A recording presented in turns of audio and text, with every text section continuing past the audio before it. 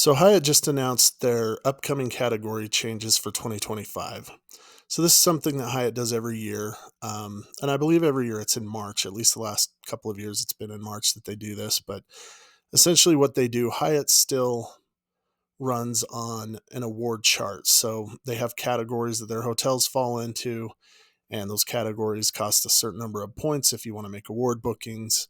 There are peak and off peak and normal prices, and they all fall into those kind of buckets or categories. So every year they reevaluate those. They move some properties up, move some properties down.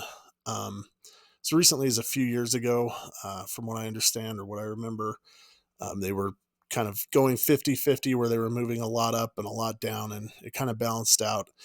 More recently, they've been moving a lot more properties up and a lot fewer down, but regardless, this is something that happens every year, and um, something that happens really with every chain. So again, Hyatt's not on dynamic pricing, unlike like Marriott, Hilton do dynamic pricing, but Hyatt still is using the award chart. So I'm glad they're leaving that in place for now. But uh, essentially, these changes will go into effect by March 25th. So if you want to make any bookings between now and then using points or free night awards, if you do it before then, you can take advantage of the old pricing. As of March 25th, they'll follow the new pricing. And if you already have a booking, they'll honor the old price if it's higher afterwards. And if you have an existing reservation that in a hotel where the category is going to go down, they'll actually refund you the point difference. So that's kind of cool. It's kind of best of both worlds there. But um, again, we're going to look at some of the category changes here. I'm going to talk about a few of them. If you watch this channel, you know that I've just recently kind of come over to Hyatt, and going to be releasing a video along with this one that goes through the Hyatt program through the eyes of somebody who's a Marriott loyalist, and or loyalist is kind of a strong term, but we're platinum status with Marriott. We use Marriott a lot, and so that video is just kind of going to compare the two programs and kind of talk about the benefits and the drawbacks of each. So I'm going to link that in the description if you want to check that out. But what we really want to watch here, or at least what I'm most interested in, is to look at places that impact the free night certificates that you can use for category 1 through 4 hotels.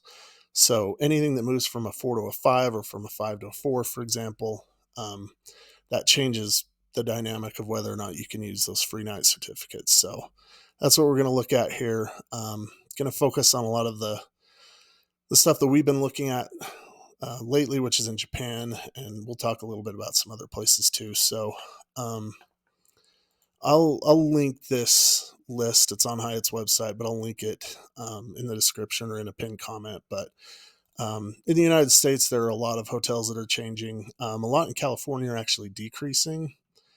There's some in other states, Florida and Texas primarily, that are increasing. But a lot of changes there. Again, I don't want to go through all of these. I feel like that's just kind of overkill.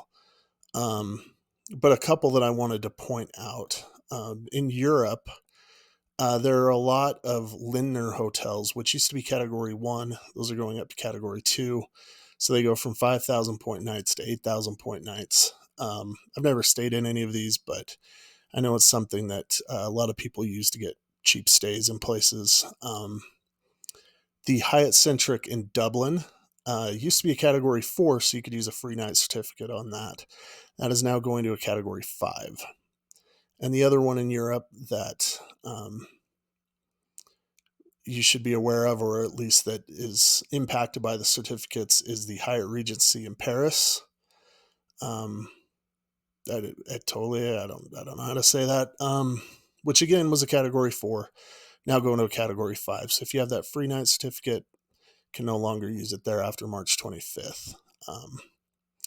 In Africa and the Middle East, the one that jumps out at me here actually is in Qatar, the Park Hyatt Doha is going actually from category 5 down to a category 4. So you will, starting next year, be able to use the free night certificates at that hotel, which is pretty cool. It's always nice to see something fall into that bucket.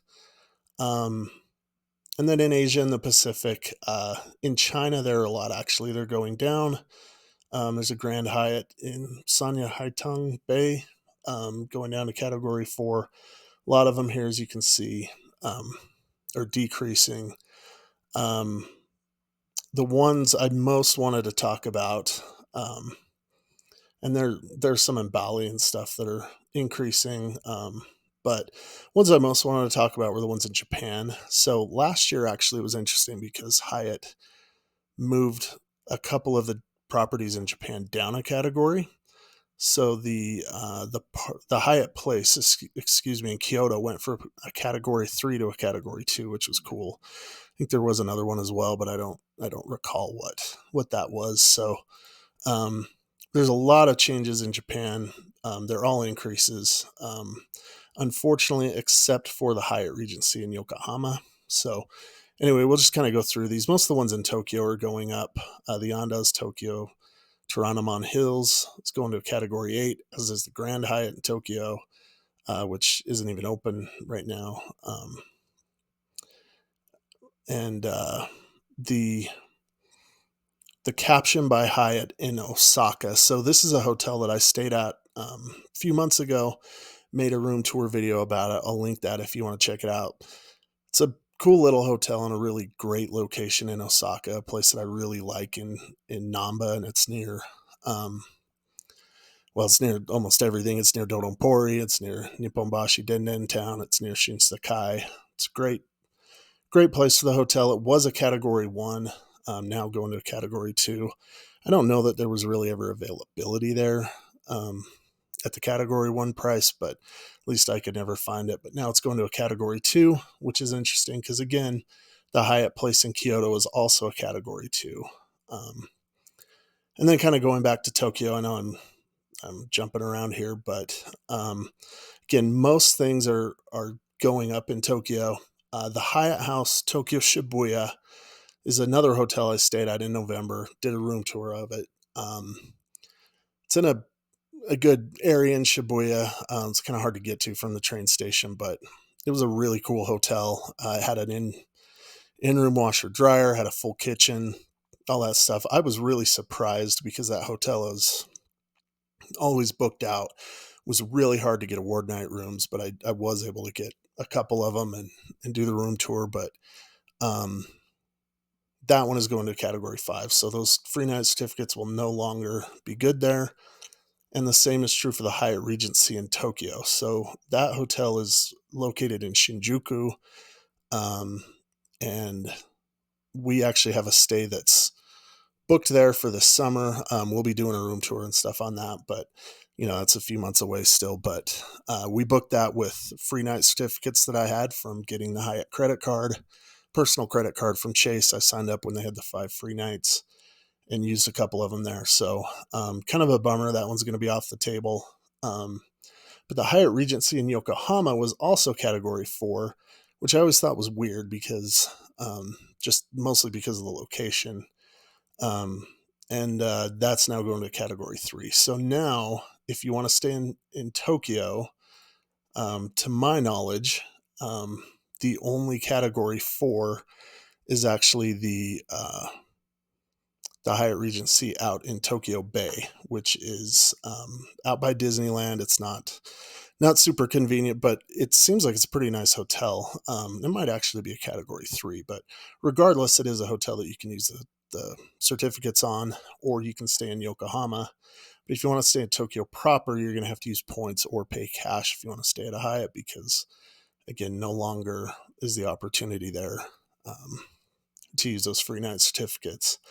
And then the Hyatt Regency in Koh Samui in Thailand also went up to a Category 5. So